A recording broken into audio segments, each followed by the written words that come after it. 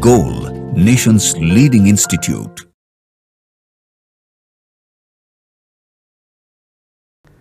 Hello students, this is Chandan Kumar, Physics Faculty, Goal Institute. Today we are going to discuss solution of a spot test series 1-1 which was held on 4th of April.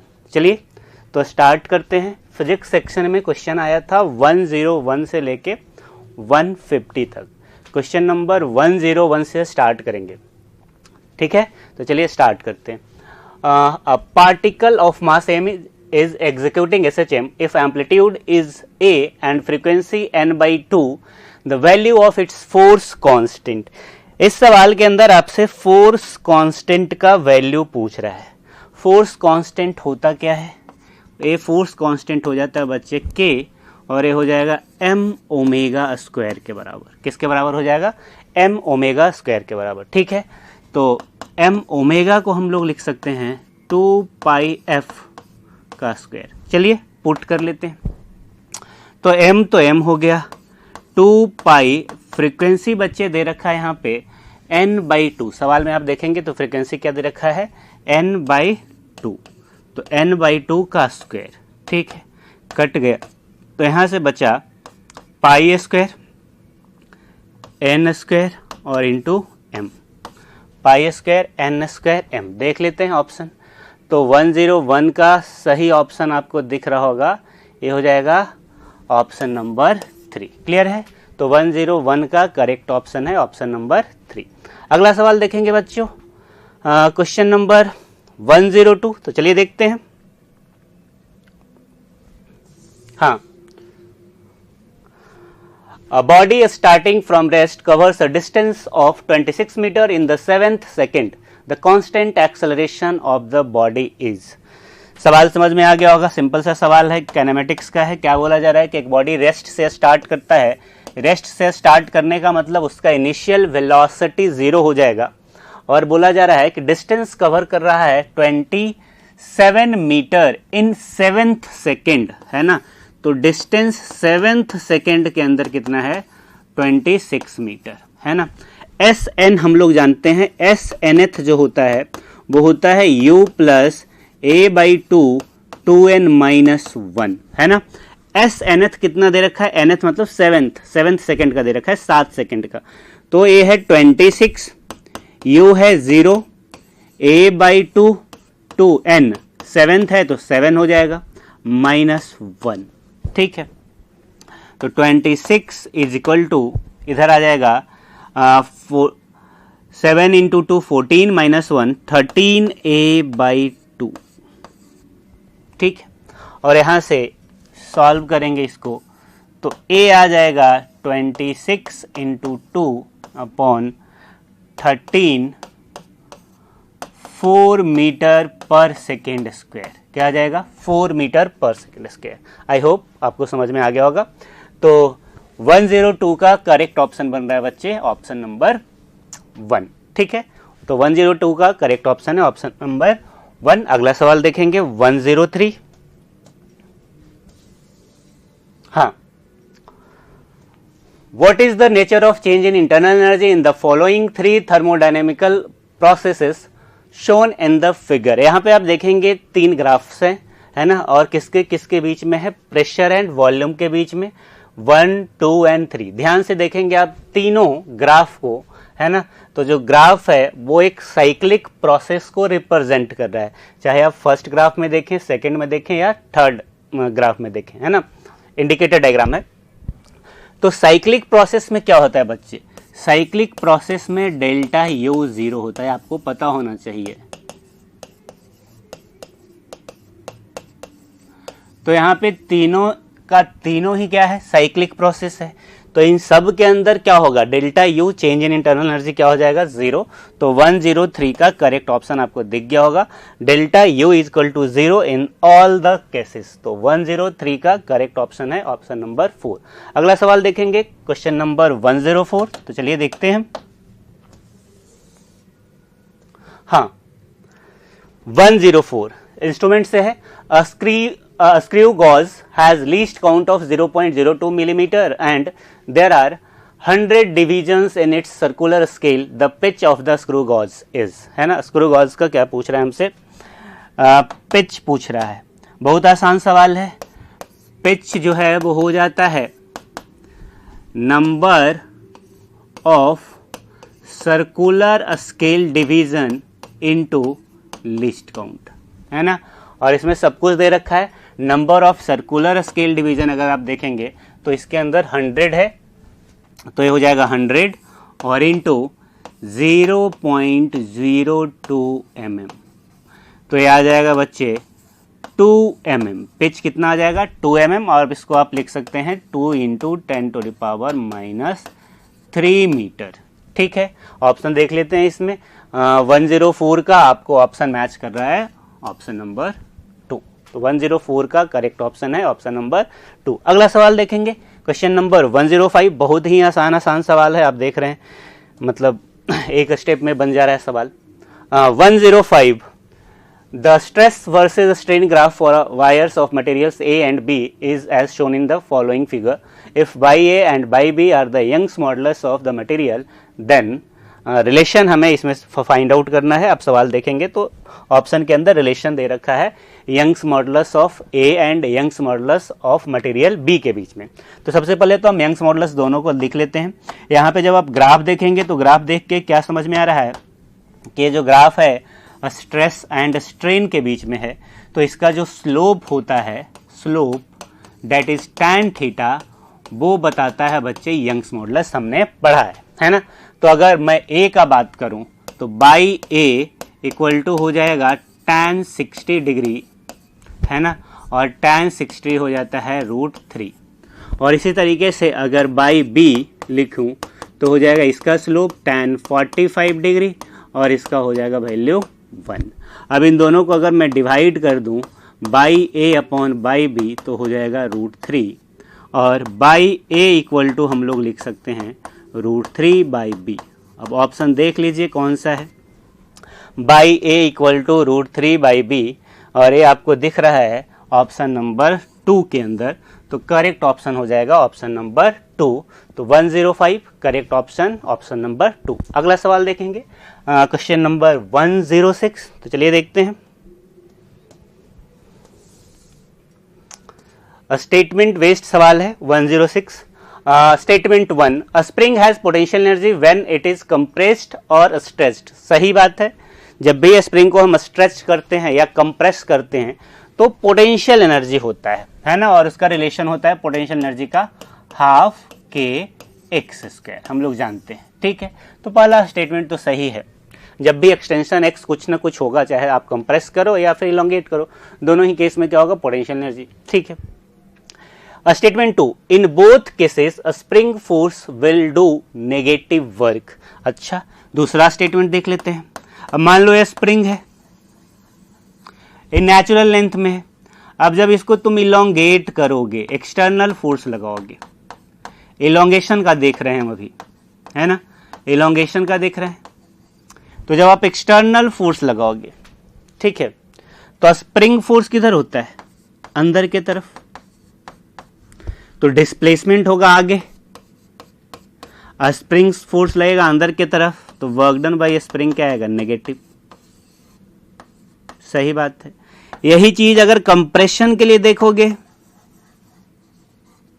है ना, तो जब external force अंदर की तरफ लगाओगे natural length से मान लो, तो स्प्रिंग फोर्स बाहर की तरफ आ जाएगा, है ना, और डिस्प्लेसमेंट होगा इधर। Again force and displacement opposite है, अगेन स्प्रिंग का वर्क क्या होगा, नेगेटिव। तो सही बोल रहा है। दूसरा स्टेटमेंट भी क्या है, सही है। वैसे भी हम लोग जानते हैं वर्क डन होता है -12 kx², है ना, नेगेटिव। तो दूसरा स्टेटमेंट भी सही है। तो here both statement 1 and 2 are correct. सही ऑप्शन हो जाएगा 106 का ऑप्शन नंबर 3। क्लियर है बच्चों, कोई डाउट नहीं होना चाहिए। अगला सवाल देखेंगे 107। 107, हाँ, the vibration of a string of length 60 centimetre fixed at both ends are represented by the equation y equal to 6 sin pi x by 24 cos 120 pi t, where x and y are in centimeter and t in second, the maximum displacement and at x equal to 4 centimetre. यहाँ पे अगर equation को ध्यान से देखेंगे तो आपको समझ में आएगा कि एक स्टैंडिंग वेव का इक्वेशन दे रखा है ना, किसका है, स्टैंडिंग वेव का इक्वेशन दे रखा है, ठीक है। और इसमें ए वाला जो पार्ट है, ठीक है, ए किस चीज को रिप्रेजेंट कर रहा है, एम्पलीट्यूड को, किस चीज को, एम्पलीट्यूड को। और जो एम्पलीट्यूड है वो एक्स पे डिपेंड कर रहा है, बढ़िया बात है ना। तो हमें इस एम्पलीट्यूड को लिख लेना है, तो ये जो एम्पलीट्यूड है वो हो जाएगा 6 साइन, है ना, पाई एक्स अपॉन 24। यहाँ से हमें यही समझ में आ रहा है कि अलग अलग पार्टिकल का मतलब अकॉर्डिंग टू एक्स एम्पलीट्यूड भी क्या होगा, अलग अलग होगा। तो हमें निकालना है at x equal to 4 centimetre. तो x इक्वल टू 4 सेंटीमीटर पे अगर हम लोग लिखेंगे एम्पलीट्यूड तो हो जाएगा 6 साइन पाई इंटू 4 अपॉन 24। तो एक पाई बाई 6 हो गया और ये हो गया 6 sine pi by 6। Pi by 6 का मतलब 1/2, तो 6 इंटू 1/2 3 सेंटीमीटर आंसर हो जाएगा ऑप्शन नंबर 4। तो 107 का करेक्ट ऑप्शन बन रहा है ऑप्शन नंबर 4। क्लियर है बच्चों। अगला सवाल देखेंगे हम लोग 108। तो चलिए देखते हैं।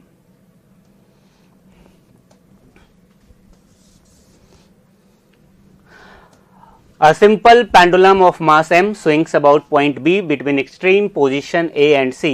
Net force acting on the bob at these 3 points is correctly shown by।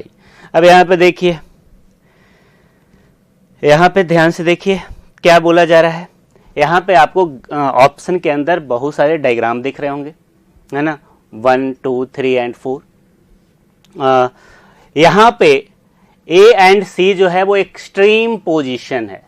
A and C हर एक डायग्राम में डिफरेंट कलर से करता हूं, है ना। तो A जो है एक्सट्रीम पोजीशन है, तो एक्सट्रीम पोजीशन पे बेटा वेलोसिटी क्या हो जाता है, 0। यहाँ भी वेलोसिटी क्या रहेगा, 0, है ना, ठीक है। तो जब वेलोसिटी 0 हो गया तो सेंट्रीपिटल, ये सर्कुलर मोशन का पार्ट है, अगर ये ऑसिलेट कर रहा है तो एक सर्कुलर मोशन के अंदर है ना। तो जब सर्कुलर मोशन होता है तो सेंट्रीपिटल फोर्स भी आता है। चूंकि एक्सट्रीम पोजीशन पे वो रेस्ट में है तो सेंट्रीपिटल फोर्स तो होगा नहीं, है ना। तो इस पार्टिकल पे नेट फोर्स इस डायरेक्शन में हो जाएगा, सही बनाया हुआ है ना। mg का कंपोनेंट इधर टेंशन लगेगा और इधर जो लगेगा वो क्या लगेगा, mg का एक कंपोनेंट लगेगा, वो ये दोनों मिलके बैलेंस कर जाएगा, नेट फोर्स इस डायरेक्शन में होगा।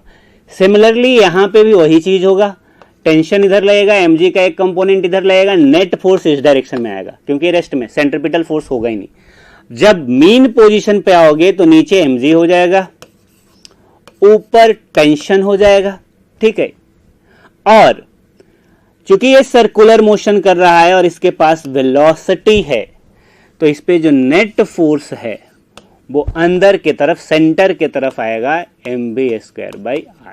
तो आपको क्लियर है, समझ में आ गया होगा। एक्सट्रीम पे सेंट्रीपिटल फोर्स नहीं होगा, कारण है वेलोसिटी क्या है जी, वेलोसिटी है बच्चे 0। क्या है, वेलोसिटी है 0, ठीक है, एक्सट्रीम पोजीशन पे।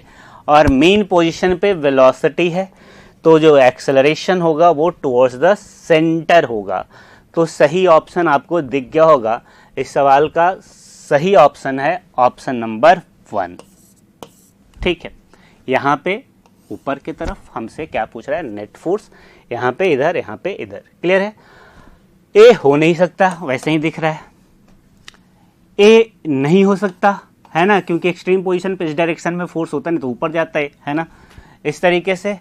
और ए नहीं हो सकता क्योंकि यहाँ पे नेट फोर्स नीचे दिखा रखा है। क्लियर है। तो पहला आंसर। अगला देखेंगे क्वेश्चन नंबर 108 का सही ऑप्शन है ऑप्शन नंबर 1। अगला देखेंगे क्वेश्चन नंबर 109। तो चलिए देखते हैं क्वेश्चन नंबर 109। हाँ, Infinite line charge produces a field of 6 into 10 to the power 7 Newton per coulomb at a distance of 3 centimeter. The linear charge density is. Linear charge density lambda हमसे पूछ रहा है, किसके वजह से है? Infinite line charge. तो electric field का फॉर्मूला होता है 2k लैम्डा बाई आर, और इसको ऐसे भी लिखते हैं, दोनों में से कोई भी आपको याद हो, किसी को भी यूज कर सकते हैं। इसी से ये आया है 2k लैम्डा बाई आर। ठीक है, इसी को यूज कर लेते हैं। तो हमसे निकालना है यहाँ पे लैम्डा, तो लैम्डा लिखेंगे बच्चे, तो लैम्डा हो जाएगा E into R upon 2k।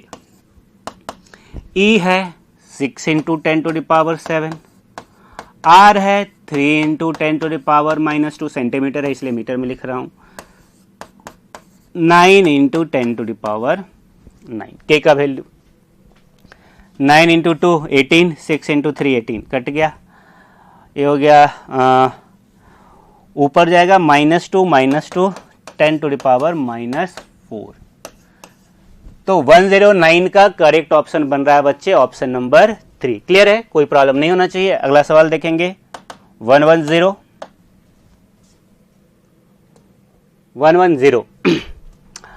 The output by of the logic circuit shown in figure will be. बहुत आसान सवाल है बच्चे, यहाँ पे देख लो ए और बी है, एंड गेट है, यहाँ पे आउटपुट क्या आ जाएगा? एंड नहीं, नैंड गेट है। नैंड गेट है तो हो जाएगा ए इंटू बी का बार। अगेन नॉट गेट लग गया, तो ए इंटू बी का बार तो पहले ही था, एक और बार हो जाएगा, तो क्या आएगा? ए इंटू बी, तो बाई इक्वल टू क्या हो जाएगा? ए इंटू बी। नैंड गेट के आगे नॉट गेट लगा दिया, तो वापस वो क्या बन गया? एंड गेट बन गया, तो ए इंटू बी हो जाएगा। तो सही ऑप्शन हो जाएगा 110 का ऑप्शन नंबर 2। क्लियर है, 110 का करेक्ट ऑप्शन हो जाएगा ऑप्शन नंबर 2। अगला सवाल देखेंगे 111। चलिए,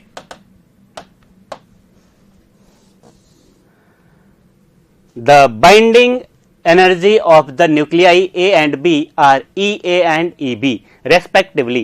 4 atoms of the element B fuses to give 1 atom of element A and an energy Q is released. Then EA, EB and Q are related as Q value. यहाँ पे देखिए क्या बोला जा रहा है, ध्यान से। यहाँ पे बोला जा रहा है 4 atom of the element B fuse मिलके बनाता है 1 एटम ऑफ एलिमेंट A। तो यहां से हम एक इक्वेशन लिख सकते हैं, 4 इंटू बी बन के क्या बना रहा है? A, और इस प्रोसेस में कुछ एनर्जी रिलीज हो रहा है जिसको हम लोग Q बोल रहे हैं, Q वैल्यू। ठीक है, तो यहां से अगर मुझे Q वैल्यू लिखना है तो Q वैल्यू हो जाता है बच्चे बाइंडिंग एनर्जी ऑफ ए, मतलब product, minus 4 into binding energy of B reactant का।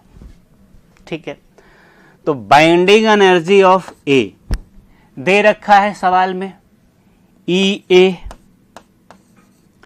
Minus binding energy of B कितना है? E into E B, sorry, तो Q क्या हो गया? EA minus 4 EB।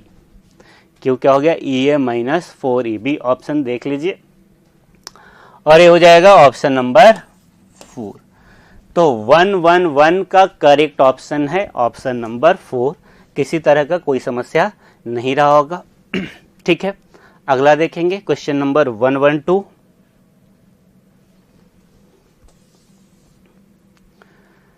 The electromagnetic waves with longest wavelength among the following is longest wavelength। Electromagnetic radiation का अगर आपको पता होगा तो आपको पता होना चाहिए लॉन्गेस्ट वेवलेंथ होता है रेडियो वेव का। तो 112 का करेक्ट ऑप्शन हो जाएगा ऑप्शन नंबर 2। क्लियर है, अगला सवाल देखेंगे 113।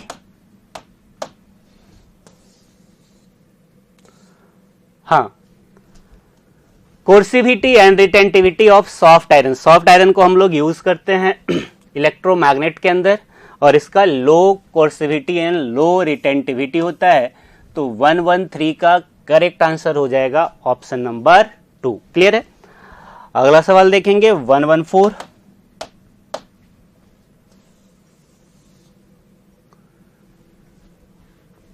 Two lenses of power 12D and -4D are placed in contact. The focal length of the combination. Focal length of the combination. ध्यान से देखिए, दो लेंस है, पावर दे रखा है, P1 है 12D, P2 कितना है जी -4D। तो पावर इक्विवेलेंट लिखेंगे बच्चे, हो जाएगा P1 प्लस P2, है ना। तो 12 अब प्लस -4 कितना हो गया 8D। ठीक है, कॉम्बिनेशन का F इक्विवेलेंट हो जाएगा, सॉरी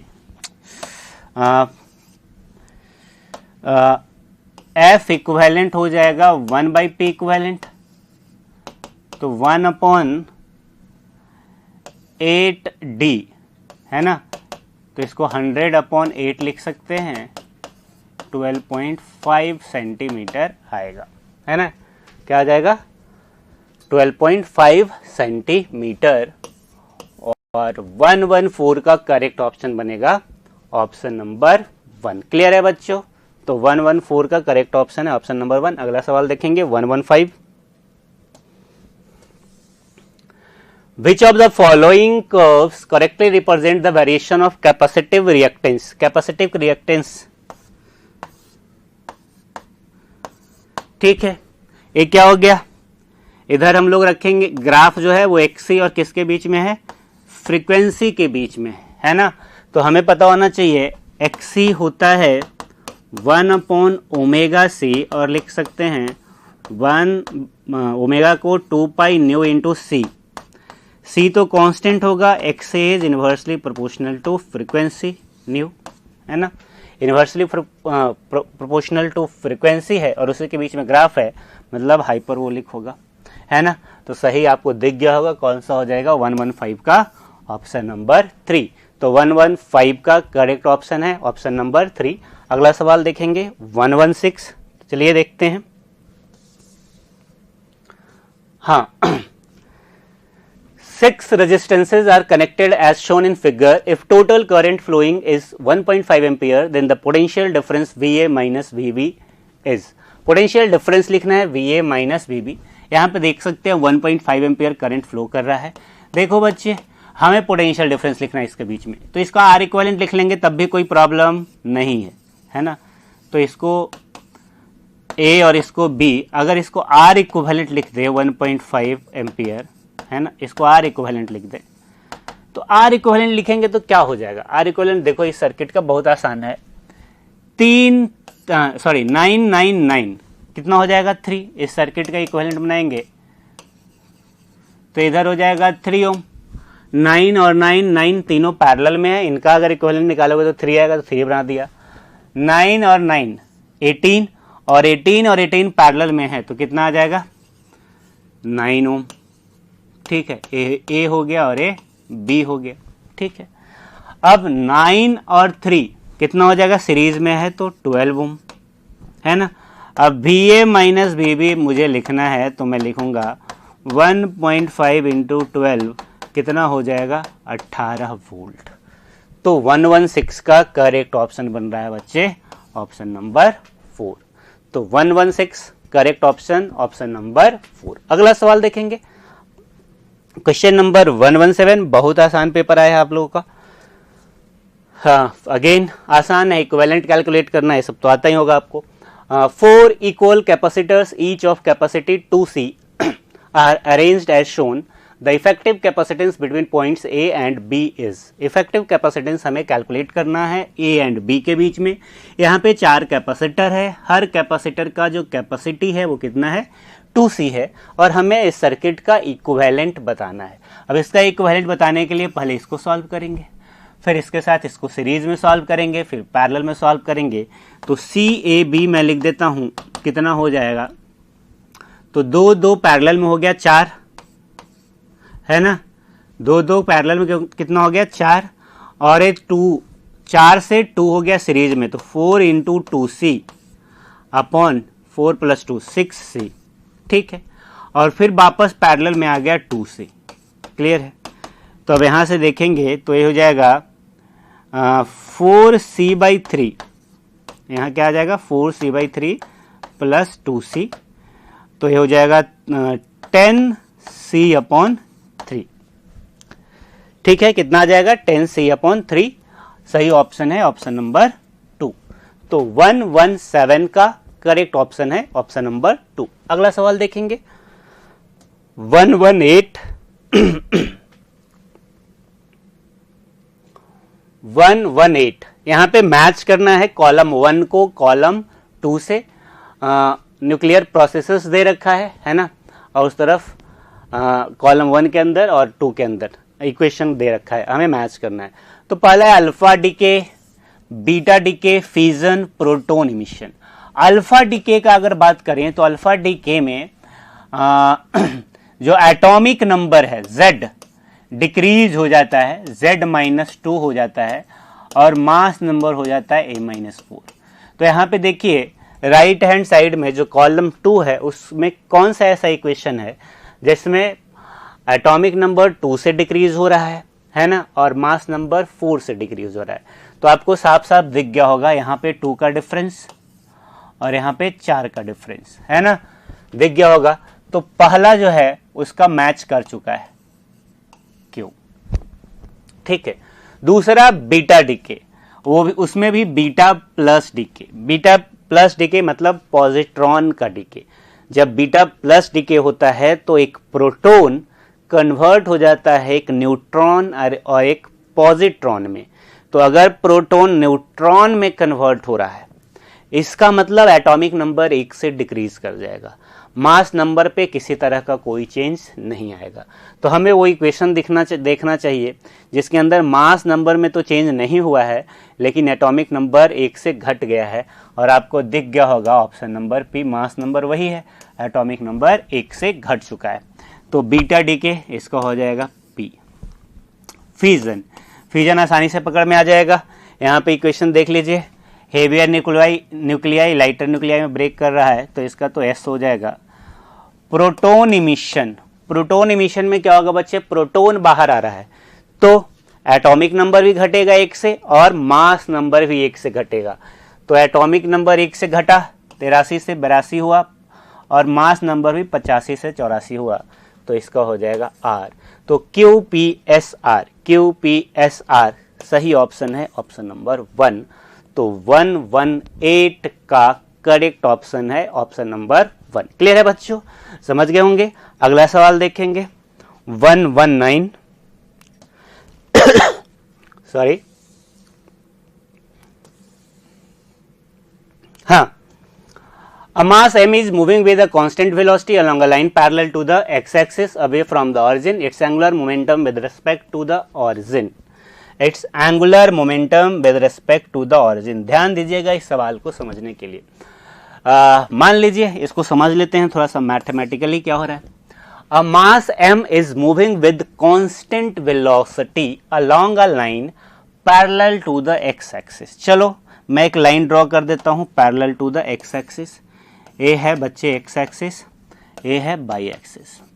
ठीक है, अब इस पे कोई पार्टिकल मूव कर रहा है ना, कोई मास मूव कर रहा है जिसका मास m है, वेलोसिटी v है, और एक कांस्टेंट वेलोसिटी से मूव कर रहा है और ऑरिजिन से दूर जा रहा है, ये है ऑरिजिन।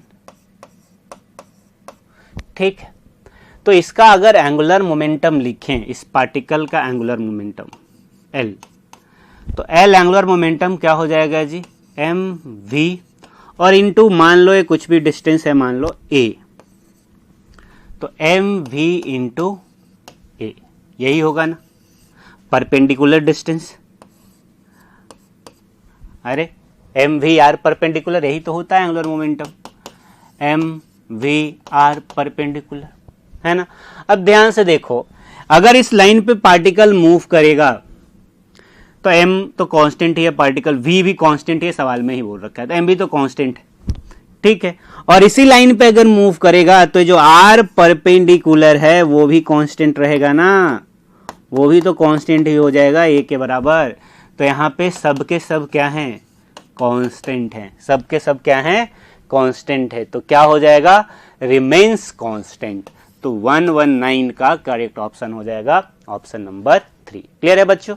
अगला सवाल देखेंगे 120।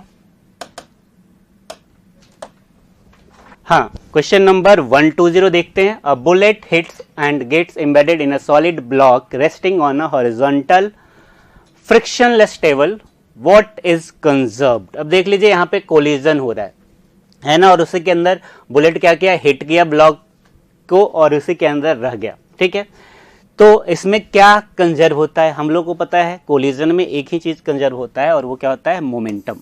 ठीक है, अगर कोलिजन इलास्टिक होता तो काइनेटिक एनर्जी भी कंजर्व हो सकता था, लेकिन यहाँ पे जो कोलिजन दिख रहा है एम्बेडेड मतलब उसी के अंदर रह गया, यहाँ पे दिख रहा है कि जो कोलिजन है वो परफेक्टली इनइलास्टिक है। तो इस केस में सिर्फ और सिर्फ मोमेंटम ही कंजर्व रहेगा। ठीक है, अगला सवाल देखेंगे। ऑप्शन नंबर 120 का करेक्ट ऑप्शन है ऑप्शन नंबर 1। अगला सवाल देखेंगे 121। तो चलिए देखते हैं।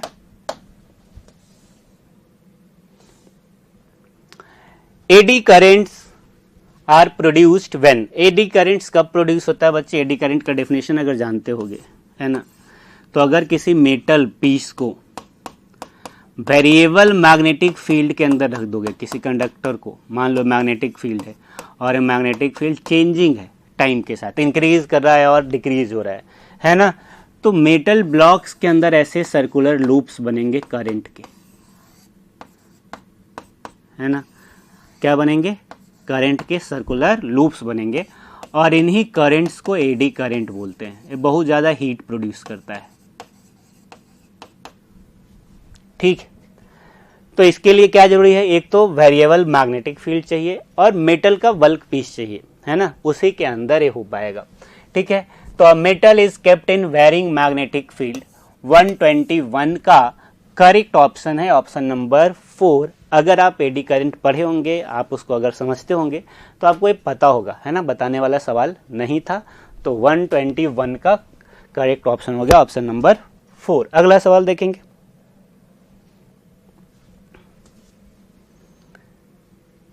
Electrons and alpha particle have the same de Broglie wavelength. Which quantities will remain same for both of them? Okay, क्या सेम है? de Broglie wavelength, lambda electron equal to lambda alpha. Lambda क्या होता है बच्चे?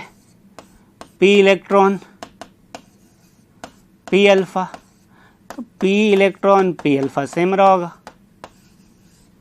है ना, तो क्या सेम रहेगा? मोमेंटम। तो 122 का करेक्ट ऑप्शन हो जाएगा ऑप्शन नंबर 1। 122 का करेक्ट ऑप्शन है बच्चे ऑप्शन नंबर 1। क्लियर है? अगला सवाल देखेंगे question number 123।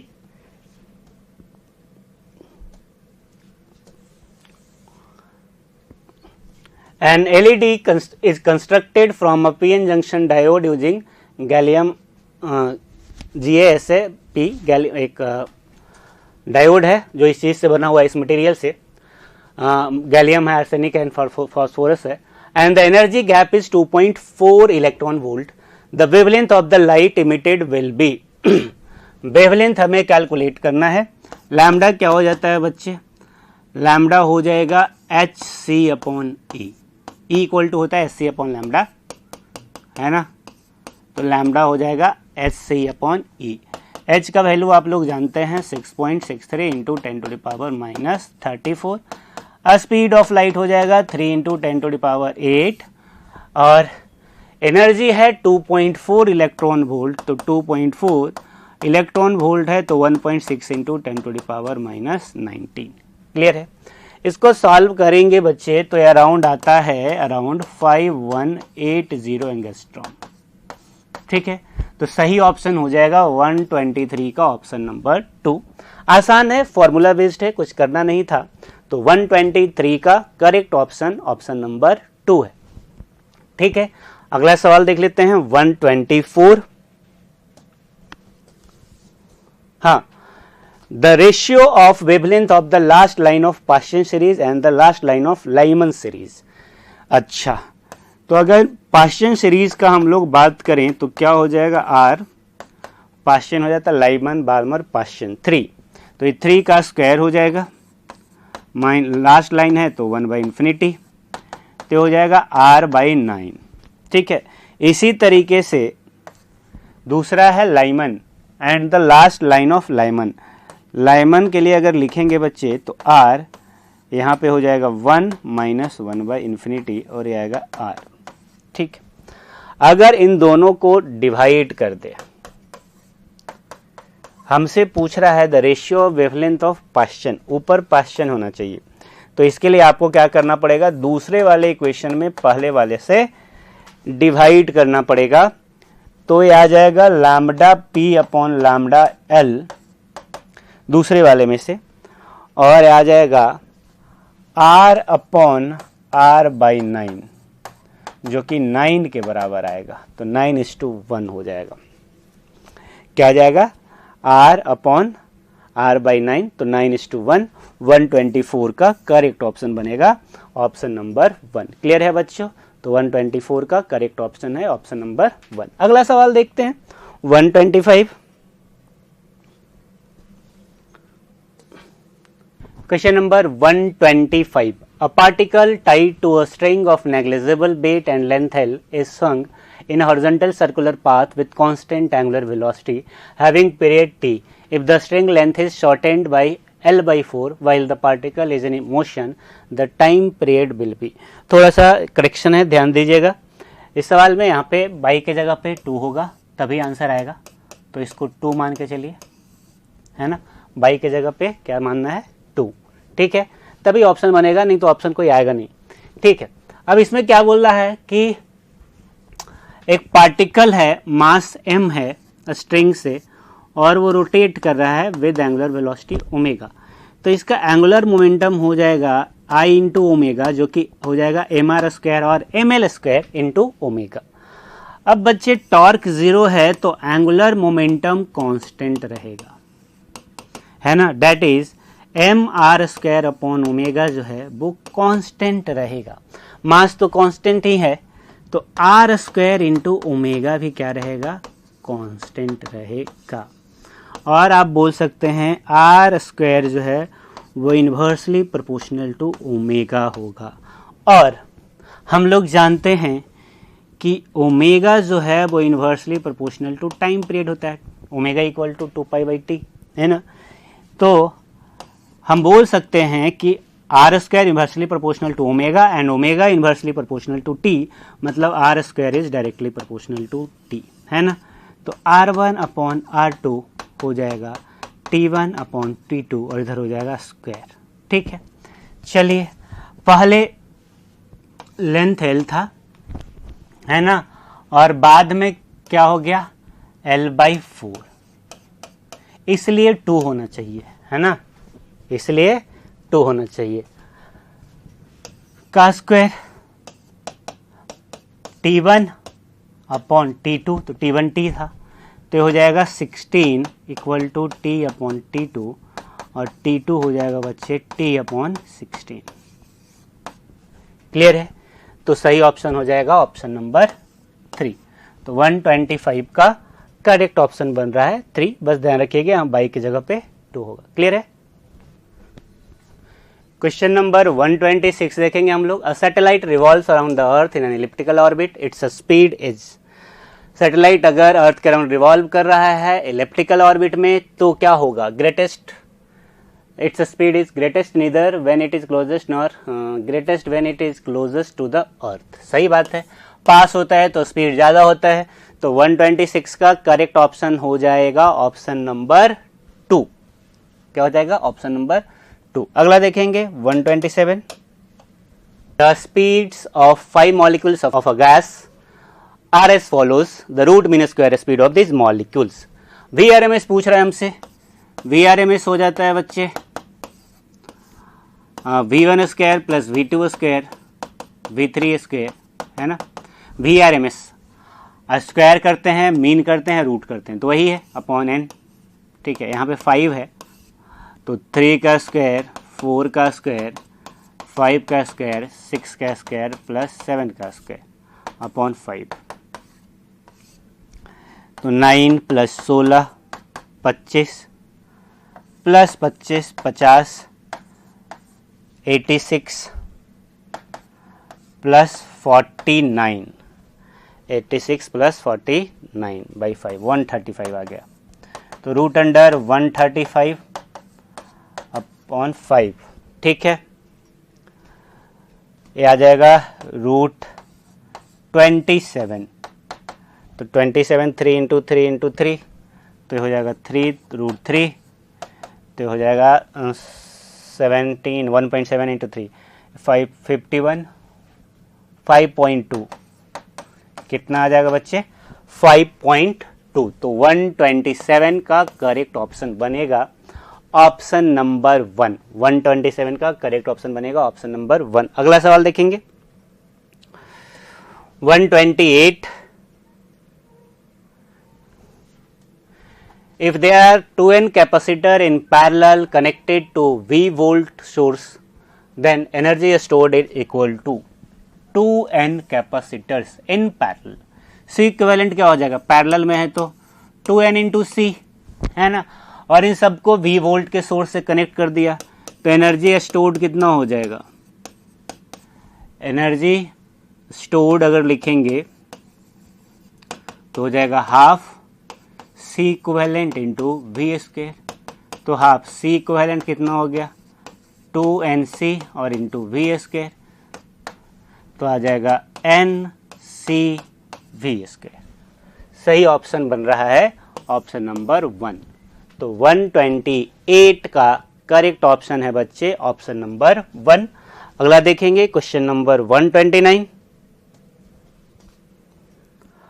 A force of 6 plus 4x Newton acting on a body of mass 20 kg along the x-axis displaces it from x equal to 1 meter to x equal to 4 meter. The work done by the force is 129. Work done पूछ रहा है, तो work done होता है F dot D S, है ना। Force दे रखा है बच्चे यहाँ पे 6 प्लस 4x dx, ठीक है। Of mass 20 kg along the x axis displaces it from 1 to 4, तो 1 से 4, तो इसको इंटीग्रेट कर लेते हैं, तो हो जाएगा 6x और हो जाएगा 4x स्क्वायर अपॉन 2, तो आ जाएगा 2x स्क्वायर और 1 से 4, तो पहले तो 4 पुट करेंगे, तो 4 पुट करोगे तो 24 और प्लस 32 प्लस 24 माइनस फिर 1 पुट करेंगे तो 6 और प्लस 2 माइनस 8 हो जाएगा। तो ये हो जाएगा 56 माइनस 8 48 जूल। कितना आएगा बच्चे 48 जूल। तो 129 का करेक्ट ऑप्शन बन रहा है ऑप्शन नंबर 3। 129 का करेक्ट ऑप्शन है ऑप्शन नंबर 3। अगला सवाल देखेंगे, आसान था, बस एफ डॉट डी एस किया है हमने, इंटीग्रेट कर दिया है। 130 A compound slab is made of two parallel layers of material of thermal conductivity 48 and 32 SI units having thickness 6 cm 8 cm respectively। दो स्लैब है, बना देता हूं मैं, ठीक है। एक का थिकनेस जो है वो 6 सेंटीमीटर है और दूसरे का 8 सेंटीमीटर, और इसका K का वैल्यू दे रखा है 48 और इसका K का वैल्यू है 32, ठीक है। The temperature of their outer faces are maintained at 100। इधर वाला 100 डिग्री सेल्सियस पे है, इधर वाला 0 डिग्री सेल्सियस पे है, ठीक है। Then the temperature of the junction, junction का टेम्परेचर मान लेते हैं हम लोग कि इसका टेम्परेचर है T, ठीक है। अब यहां से ये दोनों सीरीज में है तो same rate of heat of flows दोनों से क्या रहा होगा, dq बाई dt जो है वो कांस्टेंट रहा होगा। तो अगर इससे लिखे dq बाई dt तो हो जाएगा k, तो k कितना है 48, एरिया मान लेते हैं ए प्लेट का, डेल्टा थीटा हो जाएगा 100 माइनस टी अपॉन थिकनेस है 6 इज इक्वल टू, इससे अगर लिखेंगे बच्चे तो हो जाएगा 32 इंटू ए, टेम्परेचर डिफरेंस लिखेंगे तो T माइनस 0 हो जाएगा और नीचे आ जाएगा 8। ठीक है, अब इसको A से A कट जाएगा तो ये 8 हो गया और ये 4 हो गया। ठीक है, तो 800 माइनस 8T इक्वल टू इधर आ जाएगा 4T। ठीक है, आगे बढ़ा देता हूं, मैं एक तरफ कर देता हूं, तो 12T equal to 800, T equal to 800 upon 12। ठीक है ना। अब इसको आप सॉल्व कर सकते हैं 100 200 अपॉन 3 डिग्री सेल्सियस, तो 200 अपॉन 3 करेंगे तो ये 66.67 सेकेंड ऑप्शन आएगा। तो 130 का करेक्ट ऑप्शन हो जाएगा ऑप्शन नंबर 2। क्लियर है। अगला सवाल देखते हैं हम लोग 131। तो चलिए देखते हैं।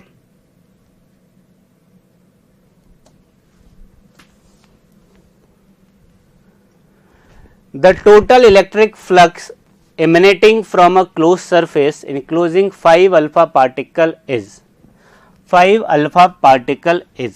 ठीक है, टोटल इलेक्ट्रिक फ्लक्स क्या हो जाता है, Q enclosed upon epsilon not, है ना। तो Q इनक्लोज्ड कितना हो जाएगा, इनक्लोजिंग 5 अल्फा, एक अल्फा पे 2E चार्ज होता है, कितना हो जाता है प्लस 2E चार्ज, तो हो जाएगा 5 into 2E upon epsilon not, Q enclosed, है ना, तो हो जाएगा 10E अपॉन एप्सिलॉन नॉट। तो सही ऑप्शन हो जाएगा ऑप्शन नंबर 1। तो 131 का करेक्ट ऑप्शन है ऑप्शन नंबर 1। क्लियर है बच्चों। अगला सवाल देखेंगे, question number 132। A body at rest explodes into 2 equal parts, then पहले रेस्ट में था तो क्या करेंगे, Pi इक्वल टू TF, तो इनिशियल 0, 2 पार्ट में टूटा तो दोनों का क्या हो जाएगा P1 प्लस P2, तो P1 इक्वल टू क्या हो जाएगा माइनस ऑफ P2, है ना। क्लियर है बच्चे। और इक्वल पार्ट्स में बोल रहा है ना, तो क्या लिखोगे, P1 हो जाएगा MV1 माइनस दूसरा हो जाएगा MV2, तो आप देखेंगे V1 equal to minus of V2 आएगा, मतलब स्पीड सेम होगा लेकिन अपोजिट डायरेक्शन में होगा। They move with same speed in opposite direction. 132 का करेक्ट ऑप्शन आएगा ऑप्शन नंबर 3। अगला देखेंगे 133। In a resonance tube the first resonance is obtained at 30 centimeter length using a tuning fork of frequency 500 Hz, ignoring end correction the velocity of sound। F equal to क्या हो जाता है V upon 4L, V equal to हो जाएगा 4 into L into F।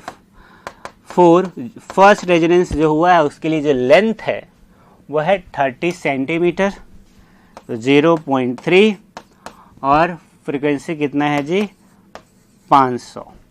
ठीक है, अब इसको सॉल्व करेंगे तो आ जाएगा कितना 600 हर्ट्ज।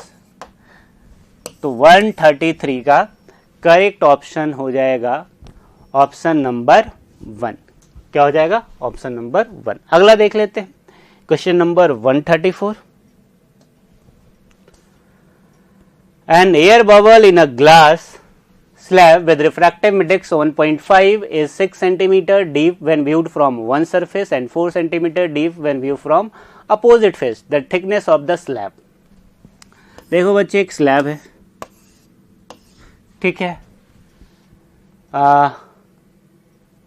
और इसके अंदर एक एयर बबल है। मान लो x1 है इधर से और इधर से x2 है, तो इसका जो थिकनेस है जो आपसे पूछा जा रहा है थिकनेस T, टी जो है वो किसके बराबर हो जाएगा, x1 प्लस x2 के, है ना। अब सवाल में क्या बोल रहा है कि जब तुम इधर से देखते हो इस तरफ से तो तुमको 6 सेंटीमीटर पे दिखता है ना। तो जो एपरेंट पोजीशन होता है ना, वो किसके बराबर हो जाता है जी, x1 बाई म्यू के, और x1 बाई म्यू कितना दे रखा है, 6। इसी तरीके से जब दूसरे तरफ से देखते हो आप, है ना, तो ये क्या हो जाएगा, x2 अपॉन म्यू, और ये भी क्या दे रखा है, ये दे रखा है 4 सेंटीमीटर, ठीक है। तो यहाँ से x1 अगर लिखें तो 6 म्यू और x2 लिखें तो 4 म्यू, है ना। और t लिखे तो x1 plus x2 that is 6 plus 4 और इंटू म्यू 10 म्यू। तो 10 म्यू का वैल्यू दे रखा है 1.5, 15 सेंटीमीटर। कितना आएगा बच्चे, 15 सेंटीमीटर। और 134 का करेक्ट ऑप्शन हो जाएगा ऑप्शन नंबर 4। क्लियर है। अगला सवाल देखते हैं, क्वेश्चन नंबर 135। क्लियर है। For a projectile the ratio of maximum height raised to the square of total flight time is, है ना। यहाँ पे हमें मैक्सिमम हाइट एच मैक्स क्या हो जाता है, ये हो जाता है you square sine square theta upon 2g। Square of time period, दूसरा तरफ है time period, sorry time of flight, time period बोल रहा हूँ, टाइम ऑफ फ्लाइट कितना होता है जी, 2u sine theta upon g। लेकिन इस सवाल में टी स्क्वायर बोल रहा है, square of time of flight. T square लिखेंगे तो हो जाएगा 4u square sine square theta upon g, ठीक है। इसका रेशियो मतलब H max upon T square कर लो। H max upon T square करोगे तो ये हो जाएगा U square sine square theta upon 2g। T square नीचे है तो इसको पलट के लिख देते हैं, तो g 4u square sine square theta. तो a से कट गया, g से यहाँ पे g स्क्वायर होना चाहिए, स्क्वायर किया है ना, तो g स्क्वायर है तो स्क्वायर से ये वाला g कट गया तो बचा g अपॉन 8 और 10 अपॉन 8 लिख सकते हो, 5 अपॉन 4 लिख सकते हो, देख लो। तो 135 का ऑप्शन है 5:4, ऑप्शन नंबर 3। तो 135 का करेक्ट ऑप्शन है ऑप्शन नंबर 3। क्लियर है, किसी तरह का कोई समस्या नहीं होना चाहिए। क्वेश्चन नंबर 136 देखेंगे बच्चों। The mass string system shown in the figure is in equilibrium if the coefficient of friction between A and the table is 0.4, the frictional force on A is, A पे frictional force हमें calculate करना है। Diagram देख सकते हैं, आसान सवाल है, बस थोड़ा सा कॉन्सेप्ट अप्लाई करना पड़ेगा। कॉन्सेप्ट क्या, बेसिक अप्लाई करना पड़ेगा। तो मान लीजिए इस स्ट्रिंग के अंदर टेंशन T है बच्चे, है ना, एंगल 45, मतलब इधर भी एंगल 45 बन रहा होगा। तो इस तरफ जो फोर्स लग रहा होगा टेंशन का कंपोनेंट वो रहा होगा टी कॉस 45, है ना। और इधर भी लिखेंगे, इधर भी 45 डिग्री है तो इधर भी क्या हो जाएगा, टी कॉस 45। कहने का मतलब ये दोनों सेम है ना, ठीक है। और इधर क्या लग रहा होगा, इस पे लग रहा होगा फ्रिक्शन, ठीक है। और इक्विलिब्रियम में है, सिस्टम क्या है, इक्विलिब्रियम में है।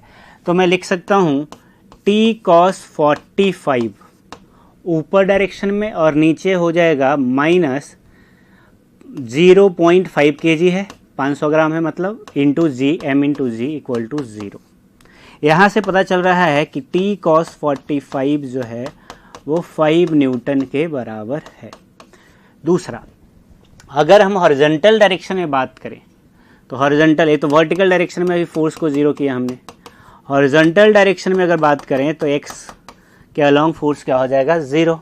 तो x में इधर क्या लग रहा है, t cos 45, अब माइनस इधर क्या लग रहा होगा बच्चे, फ्रिक्शन, है ना। तो फ्रिक्शन इक्वल टू 0, है ना। तो फ्रिक्शन जो है वो t cos 45 के बराबर हो जाएगा, जो कि हमने कैलकुलेट कर रखा है 5 न्यूटन के बराबर, ठीक है। ये फ्रिक्शन है, लिमिटिंग फ्रिक्शन अगर आप लिखते तो आता म्यू इंटू एन, और वो हो जाता म्यू हो जाता 0.4 और एन हो जाता 1.5 इंटू 10, तो आता 6 न्यूटन, है ना। तो मैक्सिमम स्टैटिक फ्रिक्शन है, हमें तो फ्रिक्शनल फोर्स पूछ रहा है, तो फ्रिक्शनल फोर्स कितना हो जाएगा 5 न्यूटन। तो सही आंसर कितना है 5 न्यूटन। तो क्वेश्चन नंबर 136 का करेक्ट ऑप्शन हो जाएगा ऑप्शन नंबर 3। क्लियर है, तो करेक्ट ऑप्शन है ऑप्शन नंबर 3। अगला सवाल देखेंगे question number 137। To observe diffraction the size of obstacle, ये तो हमें पता होना चाहिए, should be of the order of wavelength. 137 का करेक्ट ऑप्शन हो जाएगा 4, थ्योरी का पार्ट है, पता होना चाहिए। ठीक है, तो 137 का करेक्ट ऑप्शन 4 हो गया। अगला सवाल देखेंगे question number 138।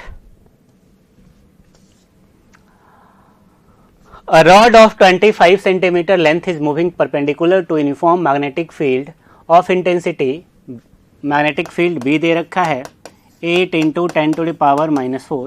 If the acceleration of the rod, acceleration दे रखा है 6 meter per second square, then the rate of increase of induced EMF, EMF होता है बच्चे VBL, है ना। रेट पूछ रहा है, क्या पूछ रहा है रेट, रेट मतलब d अपॉन dt, तो d अपॉन dt लिखेंगे तो b into L dv upon dt हो जाएगा, तो B L dv upon dt acceleration हो जाता है। तो de अपॉन dt अगर हम लोग लिखेंगे तो सब कुछ हमारे पास है। मैग्नेटिक फील्ड कितना 8 into 10 to the power minus 4, L कितना, एल है 25 सेंटीमीटर, तो 1/4 मीटर लिख सकते हो, है ना। और एक्सेलरेशन कितना है 6, तो इसको 6 लिख सकते हो। अब इसको सॉल्व करोगे तो आ जाएगा 1.2 4 2 1.2 into 10 to the power minus 3 volt पर सेकेंड। क्लियर है, सही ऑप्शन हो जाएगा ऑप्शन नंबर 1। तो 138 का बच्चे करेक्ट ऑप्शन है ऑप्शन नंबर 1। क्लियर है, अगला सवाल देखेंगे क्वेश्चन नंबर 139। तो चलिए देखते हैं। An alternating EMF 220 virtual volts and 60 hertz in connected to a circuit of resistance 6 pi, resistance कितना दे रखा है 6 pi ohm, and inductance L कितना दे रखा है 0.2 henry. What is the phase difference, phi पूछ रहा है। फेज डिफरेंस लिखने से पहले हम लोग एक्सएल लिख लेते हैं, ओमेगा इंटू एल हो जाएगा 2 पाई एफ, कितना एफ है 60 और एल है 0.2। ठीक है, अब इसको अगर सॉल्व करेंगे तो ये हो जाएगा 24 पाई, है ना। फेज डिफरेंस हम लोग जानते हैं tan फाई होता है एक्सएल अपॉन आर, इसको ओमेगा एल अपॉन आर भी बोल सकते हो। तो एक्सएल कितना हो गया 24 पाई और आर कितना है 6 पाई। तो यहाँ से तुम देख सकते हो tan फाई आया 4, फाई हो गया tan इनवर्स 4। तो सही ऑप्शन हो जाएगा ऑप्शन नंबर 4, tan इनवर्स 4। तो 139 का करेक्ट ऑप्शन है ऑप्शन नंबर 4। क्लियर है बच्चों, अगला सवाल देखेंगे question number 140। The power of a biconvex lens, ठीक है, and radius of curvature of each surface R1 R2 दोनों बराबर है 8 centimetre. Then refractive index of the lenses, अब आपको पता होना चाहिए इसका जो पावर होता है 1/f वो हो जाता है म्यू माइनस 1, है ना, 1/r प्लस 1/r, है ना। तो P हो जाएगा 2 म्यू माइनस 1/r। ठीक है, हमसे पूछ रहा है रिफ्रैक्टिव इंडेक्स, है ना। तो म्यू माइनस 1 देख लो, बाकी एक तरफ कर देते हैं P इंटू आर अपॉन 2। तो P पावर कितना है जी 5/3, R कितना है जी 0.8 अपॉन 2 है ना, और ये हो गया म्यू माइनस 1। अब इसको सॉल्व करोगे तो 0.4 और ये 2/3 आएगा, और म्यू इक्वल टू लिखोगे तो 2/3 प्लस 1 5/3 आएगा। 2/3 प्लस 1 5/3, और 5/3 लिखेंगे तो ये ऑलमोस्ट आएगा 1.67। तो सही ऑप्शन है 140 का ऑप्शन नंबर 3। क्या हो जाएगा? क्वेश्चन नंबर 140 का सही ऑप्शन है ऑप्शन नंबर 3। अगला सवाल देखेंगे, question number 141। Find the magnetic moment of a thin round loop with current if the radius of loop is equal to r equal to 300 mm। r कितना दे रखा है? 300 mm, यानी कि 300 इंटू 10⁻³ मीटर, तो 0.3 मीटर हो गया, 0.3 मीटर हो गया। ठीक है r, and the magnetic induction at its centre, b दे रखा है सेंटर पे 4 mu T. B equal to होता है बच्चे mu not I upon 2r। यहाँ से अगर आई लिखेंगे हम लोग तो हो जाएगा 2br अपॉन म्यू नॉट आ जाएगा। हमें लिखना है मैग्नेटिक मोमेंट, तो मैग्नेटिक मोमेंट होता है आई इंटू ए। क्या होता है? आई इंटू ए, और I लिखेंगे तो हो जाएगा 2br अपॉन म्यू नॉट, और A लिखेंगे तो हो जाएगा πr²। ठीक है, अब यहाँ से हम लोग लिख सकते हैं 2br³ into pi upon mu naught. अब बाकी वैल्यू पुट कर लो, तो b का वैल्यू कितना? 4, और एक पाई है ही, और इंटू 10⁻⁻6 इंटू r³, तो 0.3 का पावर 3। ठीक है जी, अपॉन नीचे म्यू नॉट हो जाएगा 4 पाई इंटू 10⁻⁻7। तो कट गया। अभी जो आने वाला है 2 इंटू 27, और इधर आ जाएगा 10⁻³ 10⁻² आएगा, तो ये आ गया 5.4 है क्या? 0.54 है। एक बार और से देख लेते हैं, ए आ जाएगा ऊपर 10⁻⁻, अच्छा हाँ वही तो आ रहा है, 54 इंटू 10⁻², तो 0.54 एम्पियर मीटर स्क्वायर।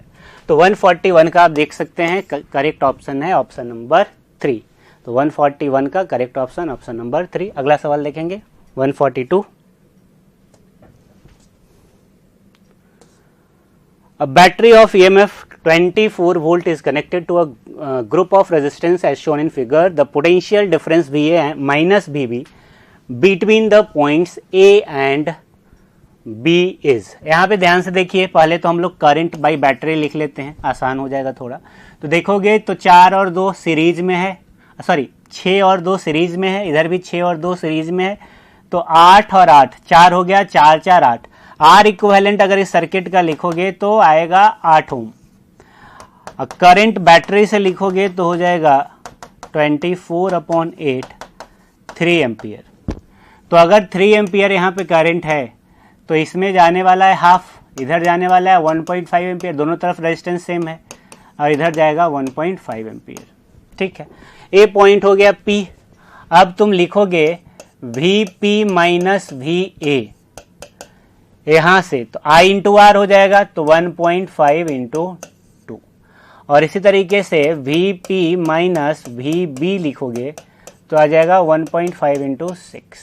ठीक है, हमें लिखना है Va माइनस Vb, तो इसको माइनस कर देते हैं, इसको प्लस कर देते हैं, तो कट जाएगा।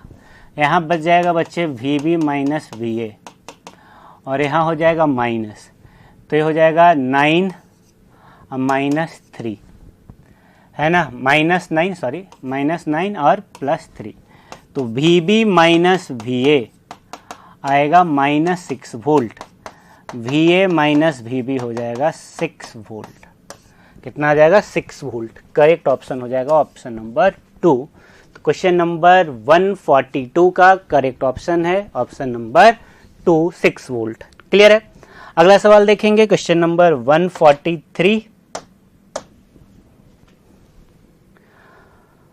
A vessel contains oil जिसका डेंसिटी दे रखा है, ओवर मरकरी जिसका भी डेंसिटी दे रखा है, homogeneous solid sphere of floats with half its volume. कुछ इस तरीके का सिचुएशन है सवाल से जो समझ में आ रहा है ना। 2 लिक्विड है और उसके अंदर एक स्फीयर फ्लोट कर रहा है, with half of its volume emerged in mercury and other half in oil, the density of the material of the sphere is. देखो अब इसमें बॉयंसी लग रहा होगा दोनों के वजह से और नीचे लग रहा होगा mg, है ना।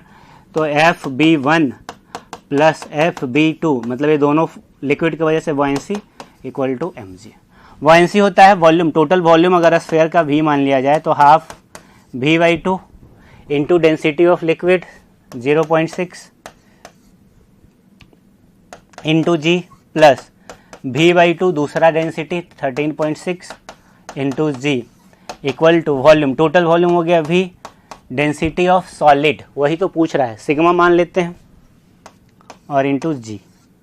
ठीक है, तो यहाँ से देखोगे सब कुछ कट गया, VG कट गया, इधर बच गया सिग्मा, इधर बच गया 0.6/2 प्लस 13.6/2, है ना। अब इसको सॉल्व कर लो तो सिग्मा आएगा 0.3 प्लस ए है 7.8, 13.6 का मतलब हो गया 0.68, 30, अरे ऐसे ही कर लेते हैं, प्लस ये हो गया 6.8 आएगा, तो 6.8 प्लस 0.3 7.1 ग्राम पर सेंटीमीटर क्यूब है क्या? 7.1, ऑप्शन नंबर 4। क्लियर है बच्चों? तो 143 का सही ऑप्शन हो जाएगा ऑप्शन नंबर 4। क्लियर है? अगला सवाल देखेंगे 144। A satellite is moving around the earth in a circular orbit if the orbit radius is decreased by 0.5%, the speed of satellite। हम लोग जानते हैं ऑर्बिटल वेलोसिटी क्या होता है जी, √gm/r, है ना। तो v is proportional to √r, तो डेल्टा v/v लिखेंगे तो हो जाएगा -2 डेल्टा, सॉरी 2 नहीं, हाफ, स्क्वायर रूट है ना, मतलब पावर 1/2 है, 1/2 डेल्टा r/r। ठीक है, क्लियर है। Then speed of the satellite percentage में ही पूछ रहा है, तो माइनस डेल्टा r/r, इंक्रीज किया है कि डिक्रीज किया है? डिक्रीज्ड बाई है ना, तो माइनस में लिखेंगे तो आएगा 0.25% पॉजिटिव में। पॉजिटिव मतलब इंक्रीज कर रहा है, क्या कर रहा है? इंक्रीज कर रहा है। तो r डिक्रीज होगा, ऑब्वियस बात है, v इंक्रीज होगा, तो इंक्रीज्ड बाई 0.25% सही ऑप्शन हो जाएगा 144 का ऑप्शन नंबर 4। क्लियर है? अगला सवाल देखेंगे question number 145।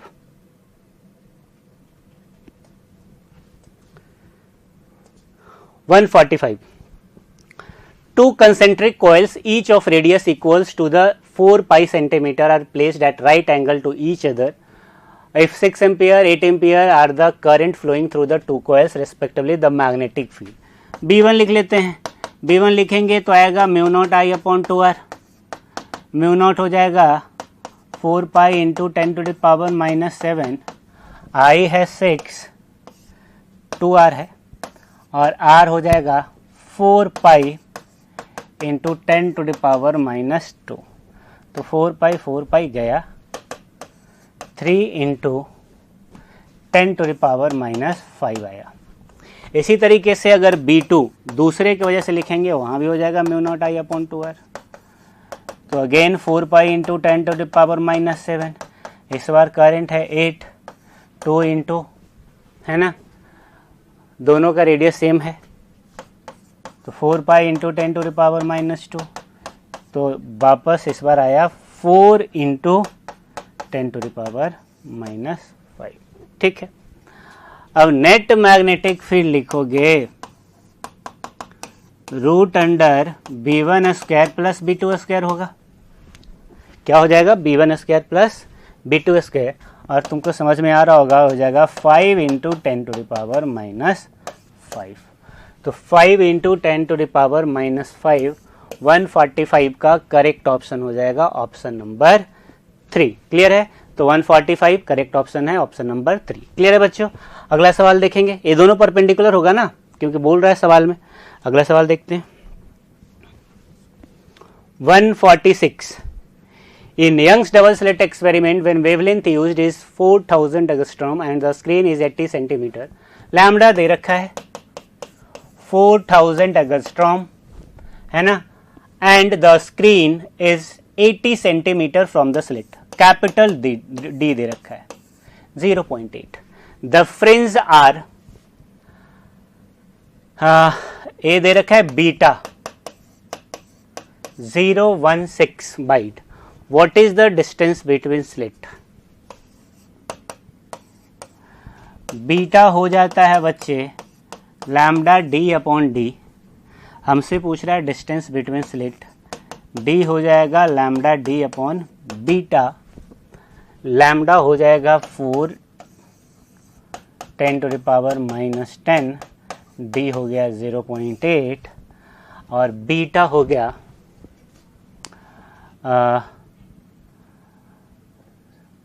0.16 into 0.016 into 10 to the power minus 2। ठीक है, अब इसको सॉल्व कीजिए, तो सॉल्व करेंगे, कर देता हूँ, तो ये हो जाएगा 3.2 और into 10 to the power minus 7। ठीक है, और नीचे अगर लिखेंगे तो हो जाएगा 1.6 into 10 to the power minus 4, तो हो जाएगा 2 into 10 to the power minus 3, मतलब 2 mm। कितना? 2 mm। तो 146 का सही ऑप्शन हो जाएगा बच्चे ऑप्शन नंबर 4, 2 mm। अगला सवाल देखेंगे, question number 147, assertion the isothermal curves intersect each other at a certain point। गलत बात है, आइसोथर्मल कर्व्स इस तरीके से होता है, जैसे जैसे टेम्परेचर बढ़ाएंगे ऊपर की तरफ जाएगा, इंटरसेक्ट थोड़ी ना करता है, गलत है। Reason the isothermal change takes place rapidly, गलत बात है, स्लो प्रोसेस होता है isothermal, so the isothermal curves have very little slope, दूसरा भी गलत है। तो यार both statement 1 and 2 are incorrect, देख लीजिए कौन सा है, both assertion and reason are incorrect, option number 4। तो 147 का करेक्ट ऑप्शन है ऑप्शन नंबर 4। अगला सवाल देखेंगे, क्वेश्चन नंबर 148 देखिए, if A cross B equal to √3ab, तो ए क्रॉस बी का जो मैग्नीट्यूड है वो बराबर है √3a.b के, then value of mod of a minus B. तो सबसे पहले तो इसको a क्रॉस b को लिख सकते हैं ab sine theta √3ab cos theta, तो यहाँ से tan थीटा √3 आ रहा है, थीटा मिल जा रहा है 60 डिग्री। अब हमसे mod of a minus B पूछा है, तो हम लोग क्या करेंगे, A square plus B square minus 2ab cos 60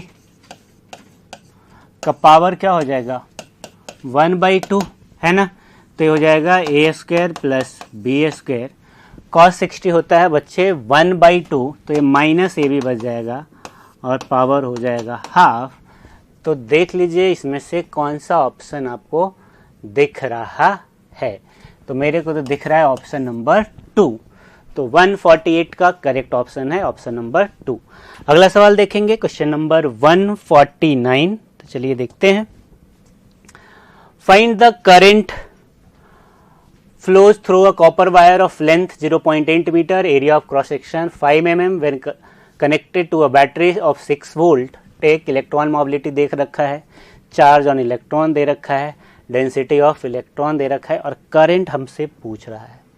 ठीक है, करंट आई होता है बच्चे NeAVD, है ना। तो N तो हमें दिख रहा है, ठीक है, क्रॉस सेक्शनल एरिया भी दिख रहा है, तो N भी दिख रहा है, E भी दिख रहा है, VD नहीं है, VD कैलकुलेट करना पड़ेगा। मोबिलिटी दे रखा है, तो मोबिलिटी होता है drift velocity per unit electric field. तो ड्रिफ्ट वेलोसिटी हो जाएगा म्यू इंटू ई, और ई कैसे लिखेंगे? ई लिखेंगे, हाँ ई लिखेंगे, म्यू तो दे रखा है mobility 5 into 10 to the power -6, ठीक है, और इलेक्ट्रिक फील्ड हो जाएगा 6/0.8, ठीक है, ये हो गया ड्रिफ्ट वेलोसिटी।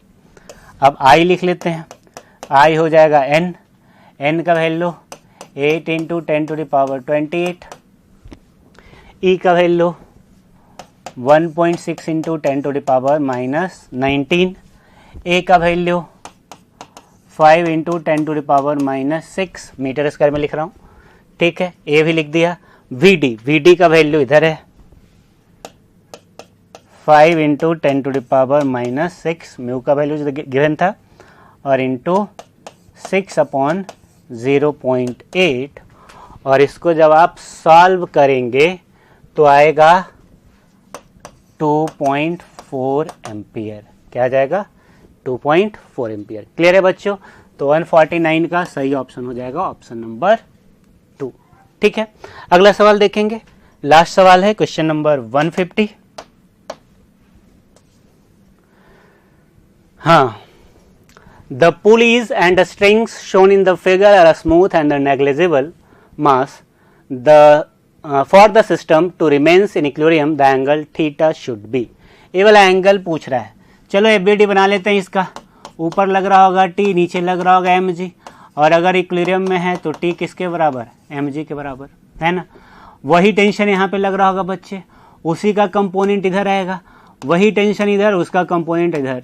तो इधर जो कंपोनेंट आने वाला है वो आने वाला है 2t cos थीटा, नीचे आने वाला है √3 mg, और अगर इक्विलिब्रियम में है तो हम लोग लिखेंगे 2t cos theta equal to √3 mg। 2t हमने पहले भी लिखा है, t किसके बराबर है? mg के।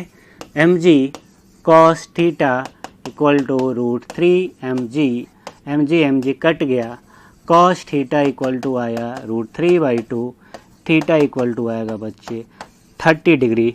सही ऑप्शन हो जाएगा ऑप्शन नंबर 1। तो क्वेश्चन नंबर 150 का करेक्ट ऑप्शन है ऑप्शन नंबर 1। क्लियर है बच्चों? इस तरीके से हमने सॉल्यूशन कंप्लीट किया। आई होप आपको वीडियो सॉल्यूशन पसंद आया होगा। बहुत बहुत धन्यवाद।